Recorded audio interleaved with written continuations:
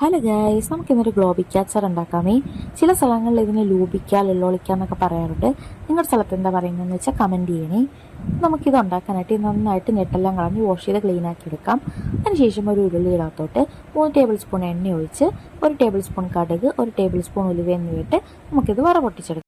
പിന്നെ നമുക്കിതിന് ആവശ്യമായിട്ട് വരുന്നത് ഒരു ചെറിയ കഷ്ണം ഇഞ്ചി ചെറുതായിട്ട് കൊത്തിയരിഞ്ഞത്, പച്ചമുളക് ഒരു 4 എണ്ണം ചെറുതായിട്ട് അരിഞ്ഞത്, വെളുത്തുള്ളി 10 അല്ലി അതും ചെറുതായിട്ട് സ്ലൈസ് ആക്കിയത്, പിന്നെ അതുപോലെ തന്നെ 2 തണ്ട് കറിവേപ്പില എന്നിവ ഈ വറയിടത്തോട്ട് ഇട്ട് നന്നായിട്ടൊന്ന് വഴറ്റിയതിന് ശേഷം നല്ല ക്ലീൻ ആക്കി എടുത്ത് വെച്ചിരിക്കുന്ന ഗ്ലോബിക്ക നമുക്ക് ഇതിലോട്ട് ഇട്ട് കൊടുക്കാം.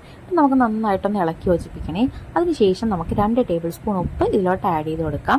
ഇത് നന്നായിട്ട് ഉപ്പൊക്കെ പിടിച്ച് വഴണ്ട് വന്നു കഴിയുമ്പോഴത്തേക്ക് നമുക്ക് 1 ടീസ്പൂൺ മഞ്ഞൾപ്പൊടി കൂടെ ഈ സമയത്ത് ആഡ് ചെയ്ത് കൊടുക്കണേ. എന്നിട്ട് നന്നായിട്ടൊന്ന് ഇളക്കി യോജിപ്പിക്കാം.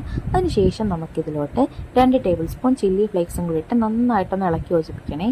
അത് കഴിയുമ്പോഴത്തേക്ക് നമുക്കിനി പൊടികളിടാം.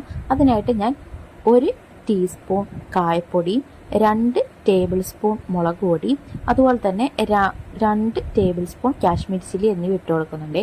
എന്നിട്ട് നന്നായിട്ടൊന്ന് ഇളക്കി യോജിപ്പിക്കുന്നത്. കാശ്മീരി ചില്ലി ഇട്ട് കൊടുക്കുന്നത് കളർ കിട്ടാൻ വേണ്ടിയിട്ടാണ്. എന്നിട്ട് നന്നായിട്ട് ഒന്ന് ഇളക്കി യോജിപ്പിച്ചതിന് ശേഷം ഞാൻ 2 ടേബിൾ സ്പൂൺ എണ്ണയും കൂടെ ഒഴിച്ചിട്ട് ഇതിൻ്റെ ഫ്ലെയിം ഓഫ് ആക്കുവാണ്. അപ്പോൾ ഈ സമയത്ത് ഉപ്പൊക്കെ പാകമാണോ നോക്കണം. കുറവുണ്ടെങ്കിൽ 1 ടേബിൾ സ്പൂൺ ഉപ്പും കൂടെ ഇട്ട് കൊടുക്കണേ.